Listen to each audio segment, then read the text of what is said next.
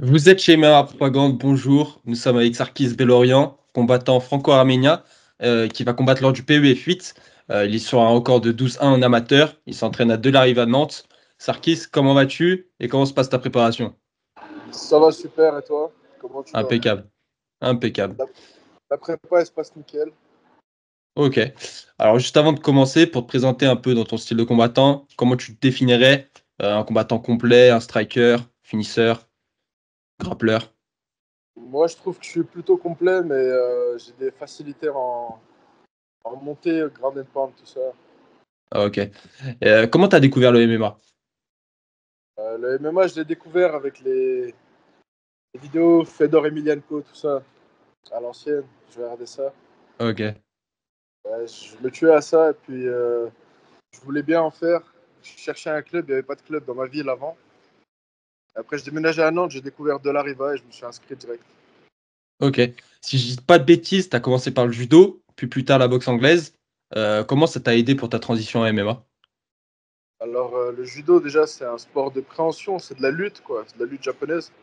Et de la boxe anglaise, c'est striking. Donc, en gros, tu mélanges tout, ça fait presque du MMA, quoi. Il faut rajouter un peu grappling et un peu les coups de pied, puis voilà.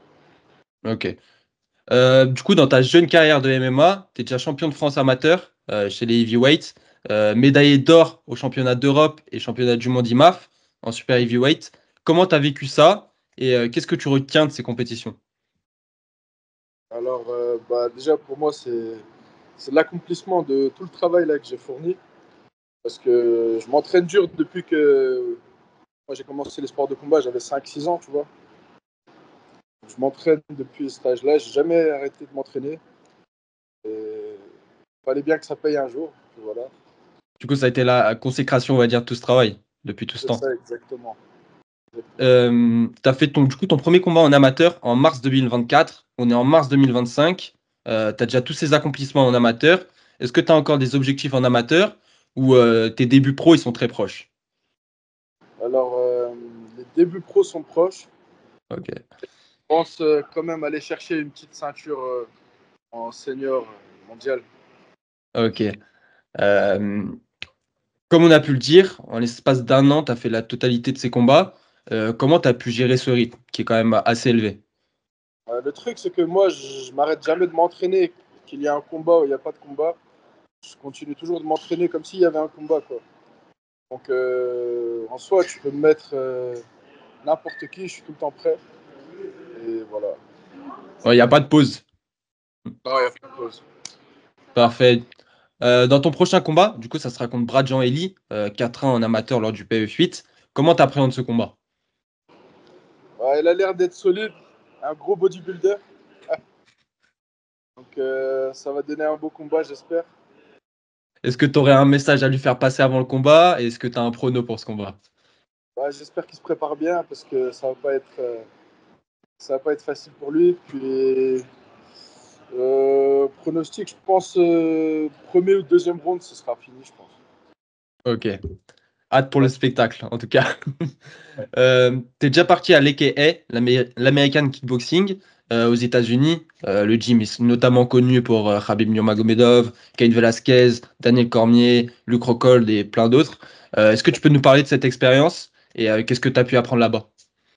Ouais, j'ai fait plusieurs fois les États-Unis quand j'étais jeune. J'ai beaucoup de famille là-bas.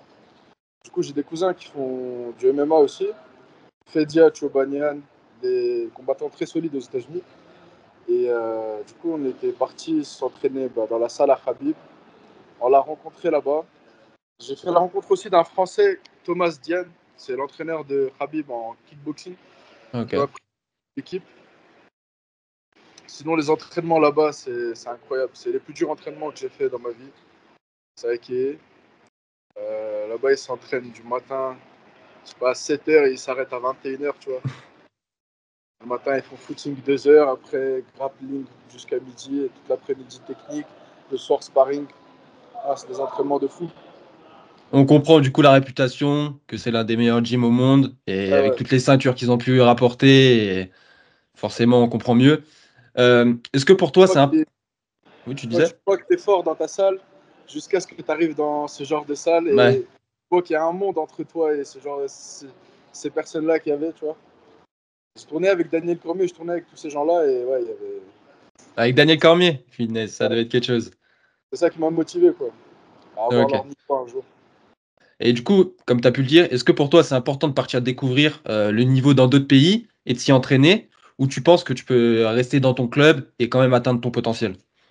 Bah, moi, je trouve que si tu as l'occasion de partir, il faut y aller. Il faut pas hésiter. Ça te fera des expériences en plus. Tu vas trouver d'autres mecs, d'autres affrontements. Quand quand tu as fait le tour de ta salle et que tu es parmi les plus forts dans ta salle, c'est bien d'y aller. Mais tant que tu n'es pas parmi les plus forts dans ta salle, il faut t'entraîner encore. Ok. Et du coup, tu t'entraînes à Delarive à Nantes. Est-ce que tu peux nous en parler un peu? Il est surtout connu parce que c'est le gym de Abdullah et son frère Malik. Euh, et aussi, quel est le rôle de ton coach, Beto Ramos? Ouais, c'est une très très bonne salle, franchement. C'est ce qui m'a appris tout niveau sol. Parce qu'avant ça, je venais du judo, je connaissais les immobilisations, mais j'avais pas tout ce qui est technique au sol, grappling, lutte en chaîne, ground and pound. Et franchement, Beto, c'est un des meilleurs coachs que j'ai pu voir pour ce genre de domaine. Alors ensuite, j'ai un peu passé toutes les questions pour toi sur ton combat et tout ce que ton expérience que tu as pu avoir. Là, pour en savoir plus sur tes goûts en termes de MMA, c'est quoi tes inspirations et tes combattants préférés actuellement? Moi, j'aime bien Fedor, tu vois, comme je t'ai dit, je regarde depuis tout petit, je regarde ses combats. J'aime bien Kevin Randleman, tu vois, Melvin Manuel, Ouais. des mecs agressifs. J'aime bien ce genre de combattant. Que des références à l'ancienne. Il y a très peu de personnes, je pense même, qui peuvent, enfin, qui savent. Mais ouais, c'est intéressant parce que beaucoup pourraient dire les classiques, Khabib, Makhachev ou Cormier, John Jones. Et t'as des refs du début UFC, voire Pride. Donc c'est intéressant. Je pensais pas ça. Et Les les mecs actuels, bah, j'aime bien Khabib, j'aime bien le style ouais, de Islam. J'aime ok. bien Khan aussi, je trouve très complet. Je dis pas ça parce Et qu'il est là, tu vois. ah, moi aussi, franchement, à l'UFC en lightweight, c'est un de mes combattants préférés avec Gamrot. Bon, après, moi, du coup, vu que je suis franco-polonais, on va dire, je suis un peu biaisé aussi comme toi. Mais les deux, c'était un sacré combat aussi quand ils se sont affrontés. Et ensuite, la John question, Jones, ouais, John Jones. Le combattant, all-time, toute génération confondue, que tu aimerais affronter. bah, moi je t'ai dit, c'est vraiment Fedor que j'aimerais bien affronter parce qu'en vrai, quand tu vois, il a pas un physique, Ouais, il a pas un physique comme Ngannou, tu vois. Pourtant, il a défoncé des mecs qui étaient ouais, bien plus grands que lui, bien plus forts. Genre, j'aimerais bien sentir ce la qui fait puissance. sa force, ouais. Ouais. Ouais, c'est vrai que pour un physique comme ça, surtout en poids lourd, et, euh, et aussi à une époque où tout le monde était quasiment dopé, réussir à faire ce Ouais. qu'il a fait, c'est vrai que c'est choquant, franchement. C'est sûr que ouais, ça On est serait avec intéressant. Khabib et il était pas, c'est pas le mec le plus tracé que j'ai vu. C'est pas Ouais, celui qui a le plus gros muscle, mais par contre, il avait une force, tu vois, c'était incroyable. ouais, c'est ça. Ouais. On dirait quand il était juste quand il rentrait sur le ring ou dans la cage, on dirait qu'il venait de se réveiller, il est Quand comme on faisait de la ça. lutte, lui et moi, il me soulevait. On dirait que je faisais 60 kilos alors que j'étais à 130, tu vois. Ah, tu parles d'Arabib? Ouais, Khabib, il me Ah ouais. soulevait comme si j'étais un moins de 60 kilos, tu vois. La Ah première fois bah, que quelqu'un il me portait aussi facile, tu vois. c'est pas pour rien que c'est le meilleur lightweight all time, hein, franchement. Euh, Bah parfait, moi j'avais pas plus de questions, c'était tout pour moi. Du coup, je vous invite vraiment à suivre Sarkis sur les réseaux. C'est vraiment un des prospects dans cette caté chez les poids lourds, on en a très peu en France qui arrivent. Du coup, il faut vraiment le suivre. Et ça commence notamment avec son combat le 12 avril au PEF 8. Ça sera une grosse carte, il y aura beaucoup de spectacles. Donc je vous invite vraiment à le suivre. Et on se retrouve pour une prochaine interview. Peace.